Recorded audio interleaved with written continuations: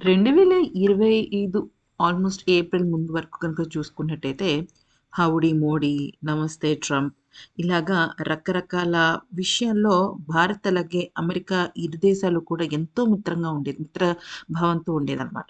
కానీ ఎప్పుడైతే ఈ టారిఫ్ అనే ఒక పెనుభూతాన్ని ట్రంప్ ఇంట్రడ్యూస్ చేశాడో, ఫస్ట్ 25% తర్వాత 50% అలాగ పెంచుకుంటూనే వెళ్ళిపోయాడనమాట.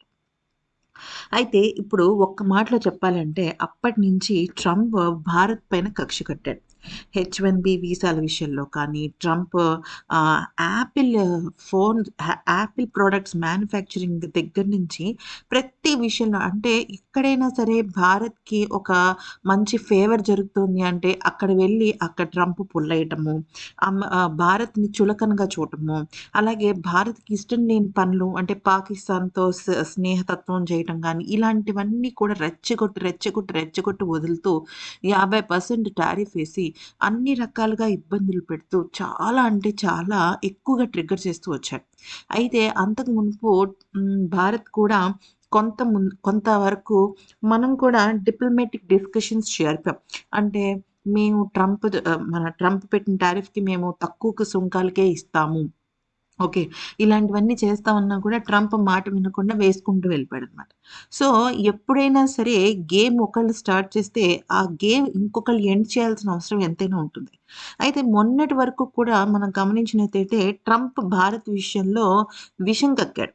ఇప్పుడు భారత్ వంతు వచ్చింది. ఎందుకనంటే ప్రపంచ దేశాల ముందు ట్రంప్ ఇప్పుడు ఒక పెద్ద దోషిగా నిలబడ్డాడు.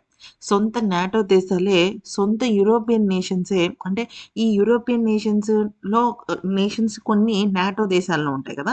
సో, వీటన్నిటిని కనుక మనం గమనించినట్టయితే దానిలో ఎంతో మిత్ర దేశాలు అంటే అసలు అమెరికా అంటేనే ఆ దేశం గుర్తొస్తుంది మనకి. ఇదేంటి ఇది కెనడా. కెనడా లాంటి దేశమే ట్రంప్‌కి ఎదురు తిరిగి "ఏ పోవయ్యా! నీతో నాకేంటి" అంటూ చైనాతో వెళ్లి బిజినెస్ డీల్ పెట్టుకున్నారు. అది కూడా ఇప్పుడు చాలా పెద్ద అగ్గి మీద గుగ్గిలంగా మారిపోయిందది. ఎందుకనంటే ఇప్పుడు చైనాతో కెనడా డీలప్ పెట్టుకొని ఏకంగా 50,000 ఈ ఎలక్ట్రానిక్ వెహికల్స్‌ని దింపుతుందనమాట రంగంలోకి. అంటే చైనా నుంచి కెనడాకొస్తాయి. ఇదొక గ్రేట్ బిజినెస్ డీల్. సో, ఇది చూసి భరించలేకపోతున్నాడు ట్రంప్. అయితే ఇక ఇప్పుడు భారత్ విషయంలో ట్రంప్ మనసు మార్చుకుంటున్నాడు. ఎలాగా అంటే మొన్నటికి మొన్న వాళ్ళకి సంబంధించిన అంటే అమెరికాకు సంబంధించిన అంబాసిడర్ ఒకాయనొచ్చి పక్ససిలికా అనే ఒక పెద్ద ప్రాజెక్ట్‌లో భారత్‌ని భాగస్వామ్యం చేయటం జరిగింది. గతంలోనే అంటే కొన్ని నెలల క్రిందట సుమారుగా ఓ 3, 4 నెలల క్రిందట ఈ పక్ససిలికా అనే ఒక మహా ప్రాజెక్ట్‌లో జపాన్‌ని కలుపుకుంది అమెరికా, అలాగే సౌత్ కొరియాని కలుపుకుంది.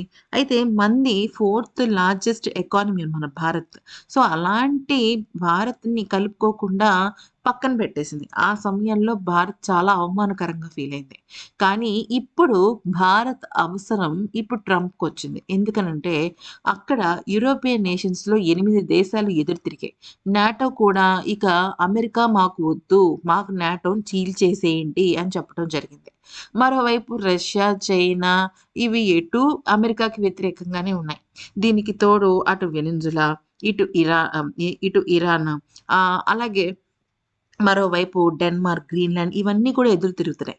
ఈ నేపథ్యంలో ఇండియా లాంటి ఒక అత్యుత్తమ డిప్లొమాటిక్ కంట్రీని కనుక ట్రంప్ తనకి దేశంగా మార్చుకుంటే ఖచ్చితంగా తన మీదున్న వ్యతిరేకత పక్కకెళ్ళిపోతుందని ట్రంప్ ఇప్పుడు ప్లానేస్తున్నాడు. లేకపోతే సడెన్‌గా మన భారత్ పైన, మోదీ గారి పైన ఎందుకని ఇంత ప్రేమ వచ్చేసింది? మొన్నటికి మొన్న అమెరికాకి సంబంధించిన ఒక ఆహ్, ట్రేడ్ మినిస్టర్ అనుకుంటా. అతను ఐసీఐసీఐకి సంబంధించిన ఒక సదస్సు జరిగితే అసలు భారత్‌కి మాకు ఎంతో అద్భుతమైన రిలేషన్స్ ఉన్నాయి. ఆ! మేము భారత్ ఎప్పుడు ఒకటే ఫ్రెండ్స్ మధ్య విభేదాలు వస్తాయి మాట పట్టింపులొస్తాయి కానీ, వాళ్ళు ఎప్పుడు కూడా ఒకటే స్నేహభావంతో ఉంటారు. మాకసలు పాకిస్తాన్‌తో పని లేదు. మాకున్న పనంతా ఇండియాతోనే. అసలు అమెరికా అంటేనే ఇండియా, ఇండియా అంటేనే అమెరికా అన్నట్టుగా అంత గొప్పగా సినిమా డైలాగులు కొట్టేశారు. అయితే ఇప్పుడు విషయం ఏంటంటే మరొకసారి ఇప్పుడు భారత్ అవసరం ట్రంప్‌కొచ్చింది. అదేంటి అంటే ఇప్పుడు ట్రంప్ ఒక పెద్ద ప్రోగ్రామ్‌కి దారితీశాడు. అదేంటంటే ఇజ్రాయెల్, పాలస్తీనా మధ్య శాశ్వత శాంతిని నెలకొల్పడం కోసం గాజా శాంతి మండలికి అమెరికా అధ్యక్షుడు డొనాల్డ్ ట్రంప్ ప్రధాన మంత్రి మోదీ గారిని ఆహ్వానించాడనమాట. పశ్చిమ ఆసియాలో నెలకొన్న పరిస్థితులపై భారత్ ఎప్పటికప్పుడు ఆందోళన చెందుతున్న విషయం తెలిసిందే. అయితే ఇక ఈ శాంతియుత చర్చలకు, టెర్రరిజానికి నిర్మూలించేందుకు భారత్ ఎప్పుడు ముందుంటుంది అన్న విషయం తెలిసిందే.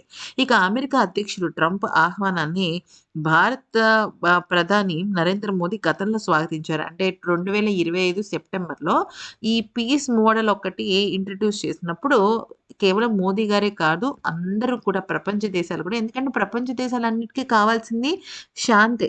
అయితే ఇప్పుడు కొత్తగా ఏంటంటే విషయం, ఒక పెద్ద ప్రోగ్రామ్ అనేది ఏర్పాటు చేశారనమాట.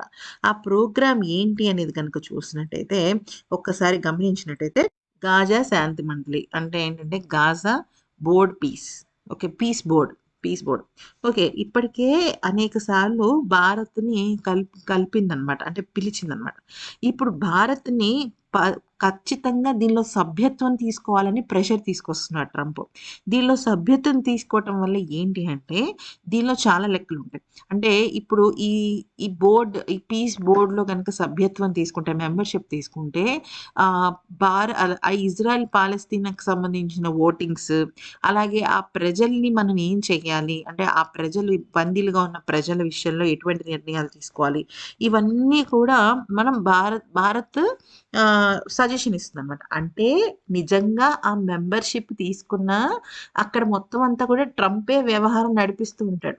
కాకపోతే ఇక్కడ మ్యాటర్ ఏంటంటే, గతంలో జరిగినట్టుగా ఇప్పుడు ఈ పీస్ బోర్డ్‌ని ఎవ్వరూ సమ్మటించటం లేదు. ఎందుకనంటే, భారత్, అమెరికా చేస్తున్న విషయాల పైన అస్సలు సంతృప్తిగా లేదు.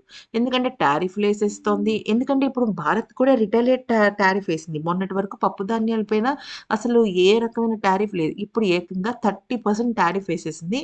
అది ఏసి కూడా 2 మంత్స్ అయింది. కానీ ఇప్పుడు వాళ్ళకి తెలిసొచ్చిందనమాట. బాధేంటి, భయమేంటి అనేసేసి. ఇప్పుడు భారత్, ఓకే.